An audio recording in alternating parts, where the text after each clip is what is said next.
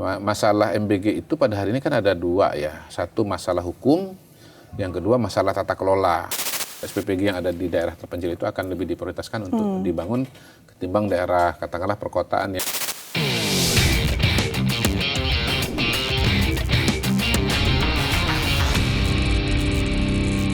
Kalau bicara mengenai BBM yang untuk yang kalangan kurang mampu, itu dia subsidi, dia diberikan subsidi. Dan subsidi itu tetap dipertahankan oleh pemerintah. Dan Menteri SDM sudah mengatakan bahwa BBM subsidi ini akan tetap dipertahankan. Bahkan pada waktu sempat ada diskusi juga, bagaimana nanti kalau misalnya harga minyak dunia tembus di atas 100 US dollar per barel misalnya begitu. Ya Menteri Keuangan menjawab, kita sudah exercise, kita sudah simulasi bahwa ya kalaupun harganya 100, insya Allah cadangan devisa kita, APBN kita masih sanggup untuk tetap mempertahankan yang namanya subsidi itu. Jadi kita bisa jawab soal ini tergantung dari apa yang disampaikan oleh mahasiswa, oleh yang melakukan unjuk rasa. Jadi kata kuncinya menjawab pertanyaan tadi adalah mendengar dulu, baru berkomunikasi. Berarti seluruh tuntutan yang katakanlah disuarakan mahasiswa di seluruh Indonesia ini sebenarnya sudah dicatat ya begitu oleh pemerintah? Bukan cuma dicatat, bahkan sebetulnya sudah dikerjakan. Misalnya seperti MBG ya, ada tuntutan perbaikan MBG, maka kita mengatakan ya justru itu yang sedang dikerjakan oleh Bu Nani dan kawan-kawan pada hari ini. Masalah MBG itu pada hari ini kan ada dua ya, satu masalah hukum, yang kedua masalah tata kelola. Untuk masalah hukum tentunya dikembalikan kepada aparat penegak hukum. Dan untuk perkembangan terakhir nanti kita tunggu perkembangan dari kejaksaan kan. Gitu. Nah kalau tata kelola ada banyak sekali yang akan dikerjakan oleh Bu Nani dari pimpinan BGN. Ya saya juga waktu itu ikut hadir rapat koordinasi di Kemenko Pangan. Ada banyak aspek ya. Pertama misalnya begini. Untuk dapur atau SPPG, ya, Satuan Pelayanan Pemenuhan Gizi, itu yang baru akan di stop dulu, jadi supaya bisa fokus kepada yang ada.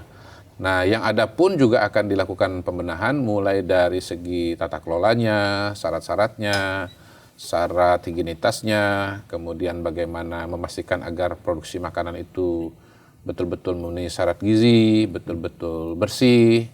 Lalu juga ada pembenahan terkait dengan insentif ya atau sewa. Sewanya akan direvisi kembali, dikembalikan kepada jumlah penerima dari sebelumnya pukul rata setiap SPPG. Jadi dulu pada awalnya sebetulnya berdasarkan jumlah penerima, tetapi kemudian jumlah penerimanya mengalami dinamika, tidak semuanya 3.000, tergantung keadaan, ada yang 2.000, ada yang 2.500. Nah, ketika itu insentifnya tetap pukul rata walaupun ya jumlah penerimanya berbeda. Nah sekarang mau dikembalikan. Jadi nanti tiap SPPG itu akan ada angka yang berbeda untuk insentif karena didasarkan kepada jumlah penerima yang juga berbeda. Ditambah lagi dalam meningkatkan kualitas akan ada grading. Jadi SPPG ada yang kategori A, ada di bawahnya ada B, ada lagi C. Mungkin yang tidak sanggup C ya nggak dilanjutkan. Kalau mahasiswa kan kalau nilainya di bawah berapa IPK-nya turun kan, DO kan, bisa DO kira-kira begitulah, bisa DO. Jadi ada perbaikan dari tata kelola. Kemudian refocusing untuk penerima. Jadi ke depan akan diprioritaskan untuk mengejar jumlah pelayanan bagi 3B, kategori penerima manfaat 3B. Ibu hamil, ibu menyusui, dan balita.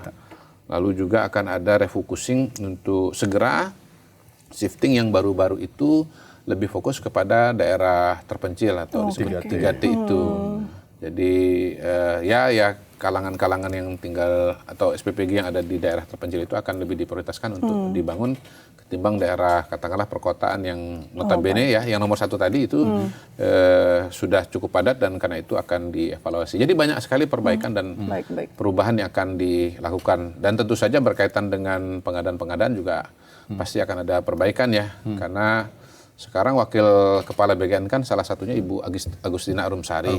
Sebelumnya menjabat sebagai wakil kepala BPKP, Badan Pemeriksa Keuangan dan Pembangunan.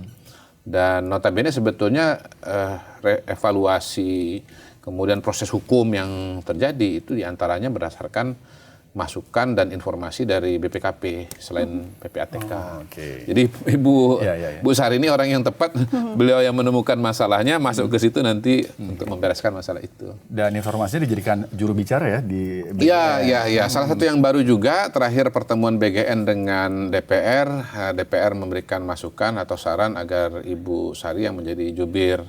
Mungkin terkait dengan pembenahan-pembenahan yang ada, Bu Sari punya datanya. Jadi ketika ditanya apa yang mau dilakukan pembenahan, ya beliau tahu masalahnya di mana dan sudah punya rumusan solusi untuk mengatasi masalah tersebut. Baik. Nah, bicara soal MBG ini menarik ya. Betul. MBG, ya let's say ada orang, sebagian orang, banyak mungkin yang menentang keras, kita dihentikan MBG. Tapi sebagian lain, kalau kita bicara soal daerah 3T, saya kemarin sempat ke Sumba, memang mereka membutuhkan. Ya kita nggak boleh tutup mata soal itu. Nah, apa pelajaran komunikasi yang paling berharga, Pak Kodari, yang diperoleh pemerintah dari perjalanan program MBG ini? Kan banyak protes sekali itu. Iya, pertama begini, memang ada jarak antara gagasan atau antara idealita dengan implementasi. Jadi satu gagasan sudah kita rumuskan, pimpinan rumuskan, presiden rumuskan dalam visi dan misi. Ketika dia diturunkan ke lapangan itu ada banyak pemikiran, ada banyak gagasan, dan pada tataran eksekusi tambah satu lagi itu ya bisa terjadi penyimpangan gitu. Nah, kalau kita bicara mengenai tata kelola MBG, ini kan ada dinamika juga seperti yang saya bilang tadi. Direncanakan 3.000, tapi kemudian pada implementasinya bisa jadi 2.500, bisa jadi 2.000. Nah, harusnya itu kan bisa diikuti juga dengan penyesuaian terkait dengan insentif. Kemudian kalau kita bicara penerima, maka ya penerima-penerima itu harus diidentifikasi kalangan-kalangan yang tingkat kerentanannya itu tinggi. Ya, tadi yang saya sudah sampaikan ada 3B, ada daerah 3T. Nah, mungkin itu juga bisa diatur prosesnya supaya segera terpenuhi kalangan-kalangan yang rentan ini supaya jangan terjadi kesenjangan. Kemudian mengenai komunikasi, ya sebetulnya komunikasi itu kan kita bicara data. Jadi data itu disampaikan, lalu kemudian dari situ dipilih channel-channelnya, sebanyak mungkin channel, disampaikan apa adanya, insya Allah pesan itu akan sampai. Gitu. Berarti bisa dibilang penerimaan manfaat ini jadi salah satu prioritas evaluasi ya? Pasti. Jadi penerimaan manfaat adalah salah satu yang menjadi perhatian dari pimpinan BGN yang baru. 3T dan 3B karena memang program MBG ini ditujukan untuk meningkatkan kualitas fisik, kualitas gizi, kualitas kesehatan dan kualitas otak ya dari generasi muda Indonesia. Pak Menkes pernah mengatakan kepada saya bahwa kalau MBG ini berjalan dengan optimal, maka 70%, 75% masalah kesehatan di masa yang akan datang itu bisa diatasi karena gizi yang bagus pada usia dalam kandungan atau usia balita. Dan tentunya kita sebagai bangsa kan ingin juga bahwa kualitas SDM kita punya daya saing yang tinggi, yang antara lain ya mungkin fisik yang lebih bagus, lebih bugar.